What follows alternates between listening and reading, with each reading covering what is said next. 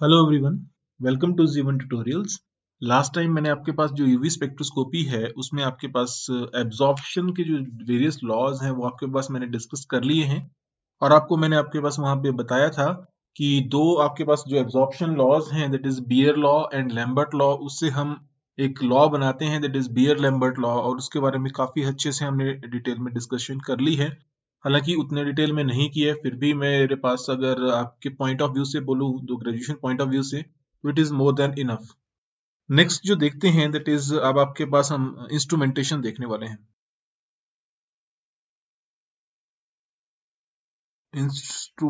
Instrumentation मतलब अब हमने थोड़ा सा इंस्ट्रूमेंटेशन देखनी है, और साथ में देखना है कि हम एक्चुअल में जो यहाँ पे रिकॉर्डिंग करते हैं, रिकॉर्ड करते हैं, जो स्पेक्ट्रो जो ग्राफ है वो आपके पास रिकॉर्ड जो करता है, आपके पास जो ग्राफ आपके पास आता है यहाँ पे एब्जॉर्प्शन का, वो कैसे आता है वो भी हमने यहाँ पे देखना है। तो जो स्पेक्ट्रम है उसको लेने का तरीका ये है, बेसिकली हम क्या करते हैं, एक छोटा सा आपको प्रिंसिपल फटाफट जल्दी से बता देता हूँ, फिर आपके पास आगे इसको डिस्कस करते हैं। हम बेसिकली क्या करते हैं, एक कंपाउंड ले लेते हैं, उसको एक सेल में ऐड कर देते हैं, और उस सेल से लाइट पास करते हैं। जैसे कि मैंने आपके पास पहले भी कहा था कि जो बियर लैम्बर्ट लॉ है उसमें कि लाइट पास करते हैं, और उसके बाद वहां पे जो आपके पास लाइट जो है, जो ट्रांसमिटेड लाइट है, ठीक है, उसके थ्रू हम क्या करते हैं, एब्जॉर्प्शन फाइंड आउट करते हैं कि इस मीडियम ने वो कितनी एब्जॉर्प्शन यहाँ पे की है, वही हमने करनी है यहाँ पे। तो बेसिकली अब आपके पास बहुत सारे एक्सीलेंट जो आपके पास स्पेक्ट्रोफोटोमीटर है वो अवेलेबल हैं, जो कि कन्वीनियंटली आपके पास किस रेंज में, अप्रोक्सीमेटली 200 टू 800 नैनोमीटर के बीच में काम कर लेते हैं। 200 से 800 नैनोमीटर में दो रेंजेस आपके पास मतलब आपके पास यहाँ पे मैं सिर्फ यूवी की जो दो दो रेंजेस है वो डिस्कस कर सकता हूँ। तो जो रेंज आपके पास 200 से 400 नैनोमीटर के आसपास के बीच में लाई करती है, 200 से 400 नैनोमीटर के बीच में लाई करती है, उसको बोलते हैं हम, that is near ultraviolet region. उसको कहते हैं हम नियर अल्ट्रावायलेट रीजन। और जो आपके पास लेस देन 200 नैनोमीटर, ठीक है, के आसपास रहती है, that is far ultraviolet region, far UV region मैंने यहाँ पे लिख दिया आपके पास, ठीक है। तो ये आपके पास दो रीजन बेसिकली आते हैं। उसके बाद आपके पास विजिबल रीजन चलता है, जैसे कि 400 टू नैनोमीटर 800 नैनोमीटर के आसपास की मैं बात कर रहा हूँ। तो आपके पास जो यहाँ पे रीजन चलता है वो आपके पास क्या चलता है, दैट इज विजिबल रीजन चलता है। तो देखिए, अब आपके पास जब मुझे यहाँ पे अगर 200 नैनोमीटर के आसपास अगर रिकॉर्डिंग करनी है, तो उस रेंज में, उस आपके पास उस लिमिट पर आपके पास ऑक्सीजन जो है स्ट्रांगली एब्जॉर्ब करता है। इस क्या करता है, इस लाइट को, जो आपके पास लाइट आप ऐड कर रहे हो, दे रहे हो मतलब सैंपल में, तो उस टाइम आपके पास अगर मैं इसको 200 नैनोमीटर पे ऑपरेट करता हूं, तो आपके पास ये क्या करता है, ऑक्सीजन जो है स्ट्रांगली एब्जॉर्प्शन शो करता है। तो इसको बचाने के लिए हमारे पास एज सच तो वैसे उतना फ्रूटफुल नहीं है ये यूटिलाइज करना ये टेक्निक, ठीक है, लेकिन हम क्या कर सकते हैं, अगर हमने इसको करवाना है, तो हमारे पास जो स्पेशल वैक्यूम टेक्निक्स हैं जो कि इस काम को करवा सकते हैं, कि मतलब इस रेंज को यूटिलाइज कर सकते हैं, या 200 से लेसर रेंज भी इवन यूटिलाइज की जा सकती है। मैं इतनी नहीं बोल रहा कि बहुत ज्यादा नीचे जा सकते हैं, बट लिटिल बिट अगर आप जा सकते हैं, ठीक है, तो उसके लिए अब आपको क्या करना पड़ता है, स्पेशल वैक्यूम टेक्निक्स यूज करनी पड़ती है, जिसमें आपको इसको करवाना पड़ता है। तो ये मैंने आपको थोड़ा सा बता दिया। अब आपके पास मैं यहाँ पे जब स्पेक्ट्रम लेता हूं, तो स्पेक्ट्रम में करता क्या हूं, एक सैंपल ले लेता हूं। अब जो सैंपल है उसका सॉल्यूशन बनाता हूं किसमें, नॉन एब्जॉर्बिंग मीडियम या नॉन एब्जॉर्बिंग सॉल्वेंट्स में मैं इसका क्या बनाता हूं, सॉल्यूशन बनाता हूं। नॉन एब्जॉर्बिंग सॉल्वेंट्स में मैंने इसका क्या बना दिया, दैट इज सॉल्यूशन बना दिया। जैसे कि अगर आपके पास मैं 95% इथेनॉल ले लूं, उसमें आपके पास क्या बना सकता हूं, मैं सॉल्यूशन बना सकता हूं किसी कंपाउंड का। या आपके पास हेक्सेन ले लूं, उसमें बना सकता हूं। इवन वाटर भी ले सकता हूं, ठीक है, जिसमें आपके पास मैं क्या बना सकता हूं, सॉल्यूशन बना सकता हूं। तो इस तरीके से आप अलग अलग जो सॉल्वेंट्स हैं उसमें आप क्या बना सकते हो, इनका जो सॉल्यूशन है, जो कंपाउंड है, उसका सॉल्यूशन बना सकते हैं। तो एक बात याद रखनी है कि नॉन एब्जॉर्बिंग रहना चाहिए बस, ठीक है। जब आप इसका सॉल्यूशन बना देंगे तो सॉल्यूशन बनाने के बाद उसको हम किस में लेते हैं, दैट इज आपके पास जो सेल है, 2 सेल ले लेंगे। कितने सेल ले लेंगे यहाँ पे हम? 2 सेल्स ले लेंगे। सेल्स भी आपके पास 2 तरीके के आपको मिलेंगे, ठीक है। एक आपको जो सेल्स हैं, इसको मैं हटा रहा हूं, यहाँ पे नहीं, क्योंकि यहाँ पे 2 सेल्स लेने हैं, ये तो आपको पता लग गया होगा। जो सेल लेते हैं वो भी आपके पास बेसिकली 2 तरीके के होते हैं, ठीक है। एक आपके पास क्वार्ट्स होता है, क्वार्ट्स सेल्स होते हैं, क्यूबेट कहते हैं जिसको हम। और दैट इज आपके पास यहाँ पे दूसरा जो आता है, दैट इज आपके पास ग्लास का जो आपके पास सेल है, वो भी आप यूज कर सकते हैं।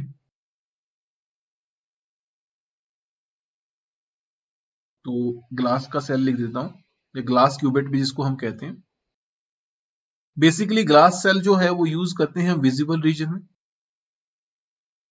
विजिबल रीजन के लिए अगर मुझे स्पेक्ट्रम की एनालिसिस करनी है, जो कंपाउंड की एनालिसिस करनी है विजिबल रीजन में, तो हम क्या करते हैं, ग्लास की सेल ले लेंगे। मतलब मान लीजिए कैसे मैंने एक ट्यूब ले ली, ठीक है, उस ट्यूब में मैंने क्या कर दिया, कोई सैंपल का जो सॉल्यूशन है वो ले लिया, ठीक है। तो ये ग्लास का अगर ट्यूब होगी तो उसको क्या बोलूंगा मैं, ग्लास सेल बोल दूंगा, और ये विजिबल रीजन के लिए एम्प्लॉय की जाता है। लेकिन क्वार्ट्स जो है, क्वार्ट्स का जो सेल है, जो कि क्वार्ट्स क्यूबेट जिसकी मैं बात करता हूँ, ये किसके लिए, यूवी रीजन के लिए यूटिलाइज करते हैं। क्योंकि अगर मैं यहाँ पे भी ग्लास सेल यूज करता हूं तो इन दैट केस यहाँ पे ग्लास जो है स्ट्रॉन्ग एब्जॉर्प्शन शो करता है, किसके लिए, यूवी रीजन के लिए। तो अगर ग्लास जो है स्ट्रॉन्ग एब्जॉर्प्शन यूवी रीजन के लिए करता है तो मैं इसको अप्लाई नहीं कर सकता, किसके लिए, यूवी रीजन के लिए। इसलिए मेरे को फिर अलग क्यूबेट लेनी पड़ती है, दैट इज क्या, क्वार्ट्स क्यूबेट लेनी पड़ती है। ये क्यों, क्या लेना पड़ता है, क्वार्ट्स सेल लेना पड़ता है, जिसमें मैं फिर अब इस एक्सपेरिमेंट को कर सकता हूँ। तो मान लीजिए अगर आप इसको मैं मान लीजिए यहाँ पे विजिबल रीजन में करवा रहा हूँ, ठीक है। तो क्यों मैं अब आपके पास ग्लास सेल बोलूंगा, विजिबल रीजन में से एक्सपेरिमेंट को कर रहा हूं, तो मैं यहाँ पे क्या ले लूंगा, ग्लास की खास सेल ले लूंगा। कितने सेल लूंगा ग्लास के, 2 ग्लास सेल्स ले लूंगा, या 2 ग्लास क्यूबेट्स ले लूंगा। अब इसमें से एक आपके पास रेफरेंस बन जाएगा, जिसको हम ब्लैंक कहते हैं, जिसको हम ब्लैंक कह सकते हैं। और दूसरा आपके पास कंपाउंड बन जाएगा, जिसको सैंपल कहते हैं, जिसमें हम क्या ले लेंगे, सैंपल ले लेंगे, ठीक है। तो बोलने का मतलब ये हुआ कि अब आपने जो है क्या किया, जैसे मान लीजिए आपने 95% इथेनॉल में सॉल्यूशन बनाया हुआ है, तो 95% इथेनॉल आप कहां ले लेंगे, इसमें ले लेंगे। जो आपके पास रेफरेंस है, ब्लैंक है, उसमें आप 95% इथेनॉल ले लेंगे। और दूसरा जो आपके पास कंपाउंड का जो सॉल्यूशन, जो आपके पास कोई जो कंपाउंड जिसको एनालाइज करना है आपने, है जो भी सैंपल है आपके पास, उसको आप किस में ले लेंगे, सेकंड आपके पास ग्लास का जो सेल है उसमें ले लेंगे। अब हम क्या करेंगे, फिर उसको कहां पे यूटिलाइज करेंगे, यूवी स्पेक्ट्रो फोटोमीटर में उसको ऐड करेंगे, ठीक है। अब याद रखना आपने, जब हम इसको यूवी स्पेक्ट्रोफोटोमीटर में ऐड करते हैं तो there are 2 types of lamp there, 2 types of lamp वहां पे होते हैं, ठीक है। एक जो होता है वो आपके पास होता है hydrogen discharge lamp, hydrogen discharge lamp होगा। और जो दूसरा होगा आपके पास, दैट इज, उसको बोलेंगे हम tungsten filament lamp, tungsten filament lamp. देखिए दोनों में डिफरेंस ये है कि हाइड्रोजन डिस्चार्ज लैंप जो प्रोड्यूस करता है वो यूवी रीजन की जो लाइट है उसको प्रोड्यूस करने के काम आता है, टंगस्टन जो है विजिबल रीजन के काम आता है। तो इसका मतलब ये हुआ कि अगर मेरे पास यहाँ पे रेफरेंस जो है, मैंने इस तरीके से ये ग्लास जो सेल लिया है, और अगर मुझे इसमें एनालिसिस करनी है तो मुझे यहाँ पे क्या, जो आपके लैंप यूटिलाइज करेगा, जो आपके स्पेक्ट्रोफोटोमीटर, वो कौन सा करेगा, टंगस्टन फिलामेंट लैंप यूज करेगा, जिससे कि वो क्या करेगा, लाइट को प्रोड्यूस करेगा, लाइट की रेडिएशन को क्या करेगा, प्रोड्यूस करेगा। ठीक है, समझ गए आप लोग इस चीज को, मेरे को लग रहा है कि समझ गए होंगे कि आपके पास क्या है, टंगस्टन फिलामेंट लैंप जो है वो मैंने लिया था, उससे क्या किया, लाइट को फेंका, किसके ऊपर फेंका, एक रेफरेंस है और ये कंपाउंड, दोनों के ऊपर फेंका। और फिर बाद में आपके पास जो लाइट बाहर निकली उन दोनों को कंपेयर कर लिया और उसके बाद मैंने जो रिजल्ट निकाला वो आपके पास हमारे एनालिसिस के काम आएगा। तो ये आपके पास था, थोड़ा सा मैंने इसमें बता दिया। अब मैं थोड़ा सा इसके और आगे चलता हूं कि प्लॉट कैसे करते हैं और इंस्ट्रूमेंटेशन में कौन कौन से पार्ट्स हैं उसको भी अभी थोड़ी देर में डिस्कस करता हूं। तो हम क्या करते हैं, मैंने आपको पहले कहा कि एक आपके पास होता है, फर्स्ट पॉइंट बता रहा हूं आपको कि क्या सोर्स ऑफ रेडिएशन होगा, एक तो आपके पास सोर्स ऑफ रेडिएशन होगा, ठीक है। तो इंस्ट्रूमेंटेशन में आपके पास जो इंस्ट्रूमेंट है वो अलग अलग पार्ट्स में डिवाइड करके बता रहा हूं। तो एक है सोर्स ऑफ रेडिएशन, तो यहां पे जैसे मैंने लिख दिया सोर्स ऑफ रेडिएशन, ये है सोर्स ऑफ क्या, रेडिएशन। बेसिकली इसका काम क्या है, लाइट को प्रोड्यूस करना। आपको बोला मैंने कि किसकी कौन कौन से हो सकता है ये आपके पास, इसमें दो तरीके के लैंप्स हो सकते हैं। एक आपके पास हाइड्रोजन डिस्चार्ज लैंप हो सकता है यहाँ पे, या दूसरा आपके पास क्या हो सकता है यहाँ पे, दूसरा हो सकता है आपके पास that is tungsten filament lamp, tungsten filament lamp. उसके बाद क्या होगा, लाइट यहां से प्रोड्यूस होगी, यहां से लाइट प्रोड्यूस हो रही है, ठीक। लाइट कहां प्रोड्यूस होगी, फिर उसके बाद आगे जो नेक्स्ट आएगा इसका काम है लाइट को प्रोड्यूस करना, ठीक है। दूसरा आपके पास है दैट इज आपके पास that is tungsten, sorry source of radiation, sorry that is called as monochromator. Next is monochromator. तो ये आपके पास क्या है, मोनोक्रोमेटर है। मोनोक्रोमेटर का क्या है काम, मैटर, मोनोक्रोमेटर का काम है कि आपके पास सिंगल जो वेवलेंथ्स हैं वो इसने बनानी है। ये समझ रहे हैं मेरी बात, सिंगल वेवलेंथ मतलब अब सिंगल जो फ्रीक्वेंसी की जो वेवलेंथ है, सॉरी जो सिंगल आपके पास फ्रीक्वेंसी की जो लाइट है वो आपने यहाँ पे जो है वो प्रोड्यूस करनी है, या आपके पास जो लाइट है वो सिंगल फ्रीक्वेंसी की या सिंगल वेवलेंथ की इसने प्रोड्यूस करके आगे भेजनी है। और इसको इसने करना क्या है, बेसिकली सेपरेट करना है। तो यहाँ पे एक प्रिज्म लगा होता है जो कि इसको क्या करता है, एक ही लाइट को दो आपके पास वेव्स में कन्वर्ट करके आगे भेज देता है। तो यहाँ पे जब इसने आगे इसको फॉरवर्ड किया लाइट को, तो आगे हमारे पास क्या मिलेगा, एक मिलेगा रेफरेंस सेल। तो ये रेफरेंस जिसको मैं ब्लैंक कह रहा हूं, और दूसरा मिल जाएगा आपको क्या, जो आपके पास सैंपल था। तो यहाँ पे सैंपल मैंने यहाँ पे लिख लिया, ठीक है। तो होता क्या है, जब आपके पास यहाँ से लाइट आती है तो ये डिटेक्टर तक जाती है, क्योंकि यहाँ पे दोनों जो है वो क्या करेगा, some amount of light absorb करेगा, यहाँ पे एब्जॉर्प्शन होगी। तो सैंपल में जो है लाइट की एब्जॉर्प्शन थोड़ी अलग होगी और ब्लैंक में थोड़ी सी अलग होगी। एक्चुअल में ब्लैंक में मैंने लिया था वो क्या लिया था, सॉल्वेंट लिया था। तो सॉल्वेंट उतनी ही लाइट एब्जॉर्ब करेगा जितनी यहाँ पे एब्जॉर्ब कर रहा होगा, ठीक है, कहाँ पे, इस सैंपल में। तो मतलब ओवरऑल जो नेट रिजल्ट है वो क्या हो जाएगा, आपके पास इक्विवेलेंट हो जाएगा। मतलब क्योंकि आपके पास ब्लैंक भी उतनी ही करे, थोड़ी बहुत अगर जो एब्जॉर्ब करेगा तो नेट जो एब्जॉर्प्शन हो जाएगी वो क्या हो जाएगी, जीरो ले लेगा। क्योंकि ब्लैंक से जितनी एब्जॉर्प्शन की वैल्यू आएगी वो क्या कर सकते हैं, वो आपके पास उतनी एब्जॉर्प्शन को हम जीरो कंसिडर कर सकते हैं एट दैट मोमेंट, ठीक है। तो यहाँ पे फिर एक डिटेक्टर हमारे पास होगा, और ये डिटेक्टर क्या करेगा, डिटेक्ट करेगा उस सिग्नल को। तो मोनोक्रोमेटर के बाद जो है तीसरा जो है मैं आपके पास डिस्कस कर रहा हूँ दैट इज डिटेक्टर। तो डिटेक्टर अब आपके पास डिटेक्ट कर रहा है क्या, लाइट को। और उसके बाद हमारे पास जो लास्ट है दैट इज रिकॉर्डर, रिकॉर्डर जो कि हमारे पास क्या करेगा, हमें हेल्प करेगा एक आपके पास ग्राफ डिजाइन करने में। तो ये आपका स्पेक्ट्रम है और ये क्या है, रिकॉर्डर है। तो fourth is the recorder. Detector का काम, डिटेक्ट कर लिया उसने लाइट को कितनी एब्जॉर्ब करी, कितनी वेवलेंथ पे, ठीक है। और यहाँ पे रिकॉर्डर का है प्लॉट करना, ठीक है। तो बेसिकली क्या किया हमने, देखो अब आपके पास इस तरीके से हमारे पास एक स्पेक्ट्रम आता है, ये हमारे पास एक स्पेक्ट्रम आ रहा है।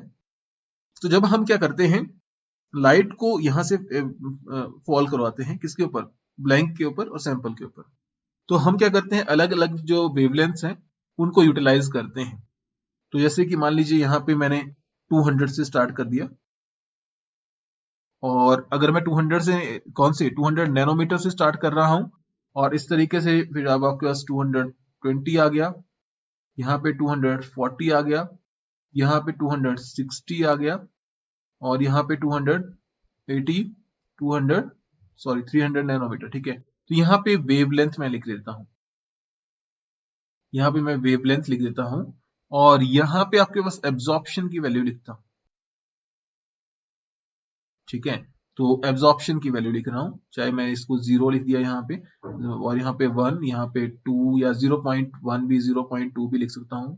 ठीक है, अब आपके पास वहां पे इंस्ट्रूमेंट क्या रीडिंग दे रहा है वो उसके ऊपर डिपेंड करेगा। तो 0.3 और 0.4 0.5 ये इस तरीके से एब्जॉर्प्शन की वैल्यू है। ठीक है, अब आपके पास मैंने क्या करना है, डिफरेंट डिफरेंट वेवलेंथ्स पे ये देखनी होती है।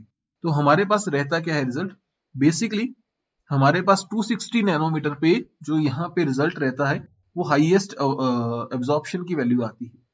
किस पे, 260 नैनोमीटर पे।